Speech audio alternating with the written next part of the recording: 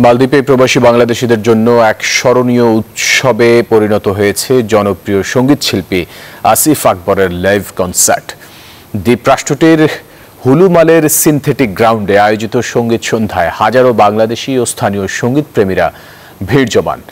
সংশ্লিষ্টরা মনে করছেন এই কনসার্ট শুধু বিনোদনের জন্য নয়, বরং প্রবাসে থেকেও বাংলার কণ্ঠসঙ্গীত ও সংস্কৃতির প্রতি ভালোবাসার বহিঃপ্রকাশ। মালদ্বীপে ধীরাগুড় আয়োজনে অনুষ্ঠিত কনসার্টে আসিফ আকবর তার জনপ্রিয় গান পরিবেশন করে দর্শকদের মাতিয়ে তোলেন। কানায় কানায় পূর্ণ সিনথেটিক গ্রাউন্ডে প্রতিধ্বনিত হয় সাবাস বাংলাদেশ স্লোগান। বান্ডেল থাকলে প্রতি সেনমানিতে টাকা বাঁচবে। বিকাশ সেনমানি বান্ডেল কিনে জিতুন প্রতি লেনদেনে। বিশেষ চমক হিসেবে ছিল লাকি ড্র, আকর্ষণীয় অফার এবং স্বল্প আয়ের প্রবাসীদের জন্য ধীরাগুড় ফুচকা বাইটস নামে বিনামূল্যে ইন্টারনেট প্যাকেজ উদ্বোধন। প্রবাসী বাংলাদেশিদের অন্যতম বৃহৎ সাংস্কৃতিক মিলনমেলা পরিণত হয় এই আয়োজন, যা দুই দেশের মানুষের বন্ধুত্বের সম্পর্ক আরও গভীর করে। কনসার্ট শেষে বিএনপির মালদ্বীপ শাখার সভাপতি মোহাম্মদ খলিলুর রহমানের নেতৃত্বে ফুলের শুভেচ্ছা জানান আসিফ আকবরকে।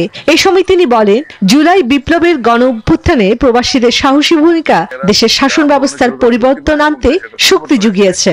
পরিবর্তন কতটুকু সেটা পরে বোঝা যাবে, কিন্তু রেমিটেন্স ভূমিকাটা সারা জীবন স্বর্ণাক্ষরে লেখা থাকবে। আমরা আমাদের রেমিটেন্স যোদ্ধাদের নিয়ে গর্বিত। মালদ্বীপ প্রবাসী যারা আসিফ ভক্ত আছেন, আজকে দেখেন হাজার হাজার আসিফ ভক্ত আমরা আসছি, টিকিট নিয়ে কারাগারি হচ্ছে। আকবরের লাইভ কনসার্ট ভিনদেশে বাংলাদেশিদের কণ্ঠসঙ্গীত ও সংস্কৃতির প্রতি গভীর ভালোবাসা বহিঃপ্রকাশও বলে মনে করছেন সংশ্লিষ্টরা।